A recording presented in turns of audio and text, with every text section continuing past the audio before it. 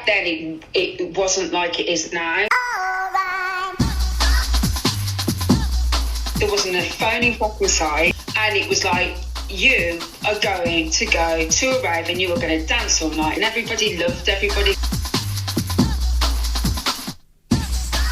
We just wanted to have a good time, and we were going to have a good time, and we did.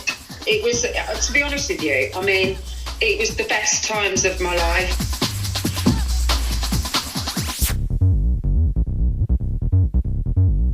There was somewhere a place called the Steering Wheel.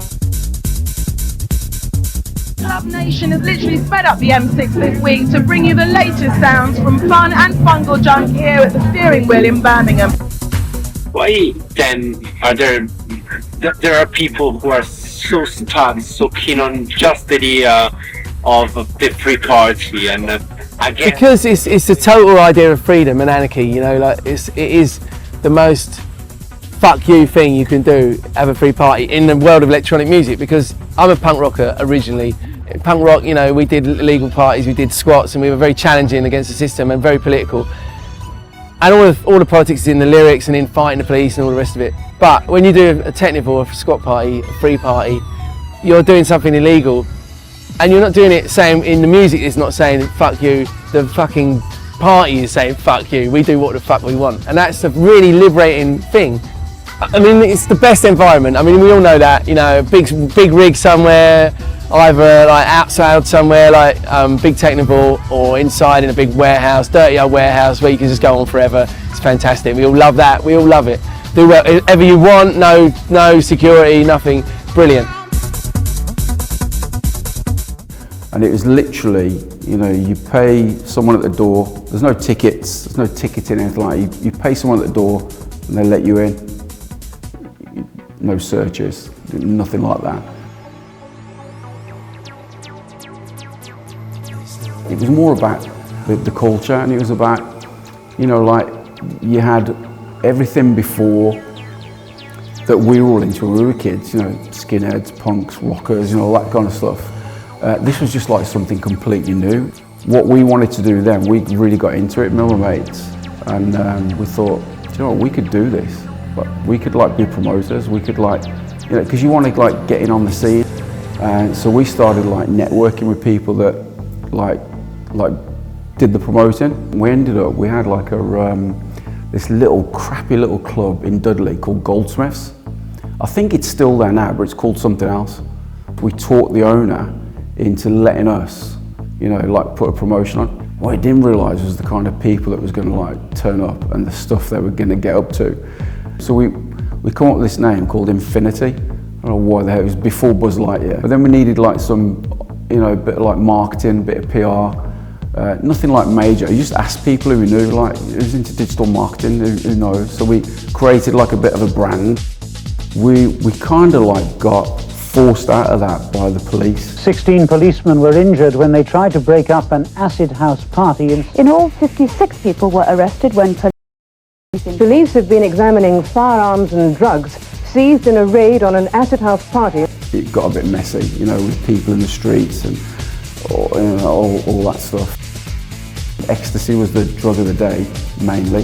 In just 4 years, ecstasy has become the third most popular illegal drug after amphetamine and cannabis. I don't think the rave scene would have emerged had it not been for ecstasy.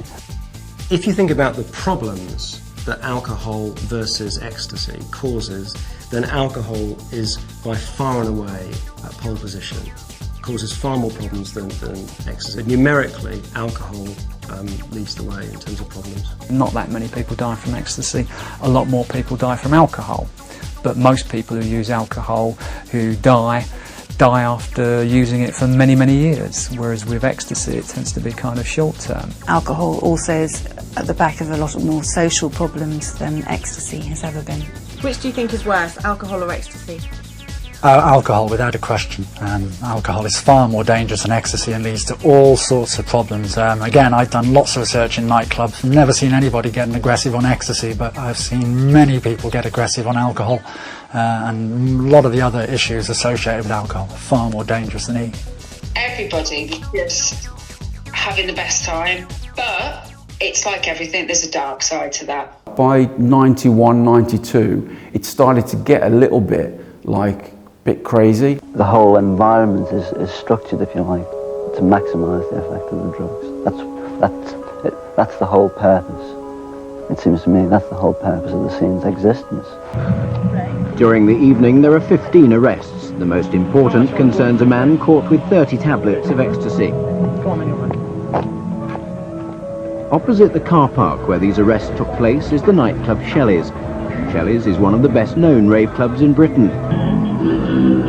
The police want Shelley's closed down. They say that drugs have been sold both inside and outside the club, and on the basis of these allegations have persuaded Stoke-on-Trent councillors and magistrates to withdraw the club's entertainment and liquor licences.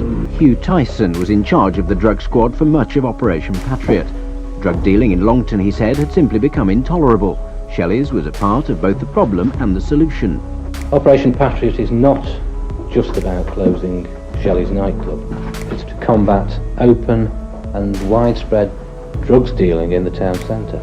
We have a duty to vigorously enforce the Misuse of Drugs Act and stop drug abuse in Longton.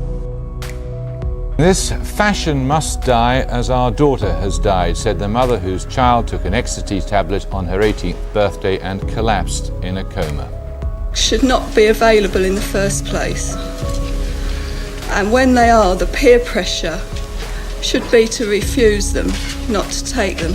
And then all of a sudden, the cocaine came in, and it was aggression, and it was arrogance, it was ego. What the fuck are you looking at? It just changed. I do know lads and girls that kind of from that time got so addicted to stuff like LSD, cocaine, that kind of gateway drug into crack cocaine, and that was dark, and people lost, they lost property, they lost their jobs, all of that. So, when you see that on the fringe, you think, that's not for me. I think that's why these cultures ebb and flow. Do you know what I mean? They change throughout the years. The thing that's kept it going is that the fact that new generations of kids have got into it. You have to have people that get the idea of it and go, yeah, I want to do that as well. The idea is like a little seed, it starts in people's mind. They go, you know what, I really want to do this, this is cool, and that's why it perpetuates, and that's why it keeps going. And we're the seed of change, always the people that are pushing things forward, and that has always transferred over to a newer generation, and those kids coming through are keeping it going, and that's why it's still alive and well now, thank God.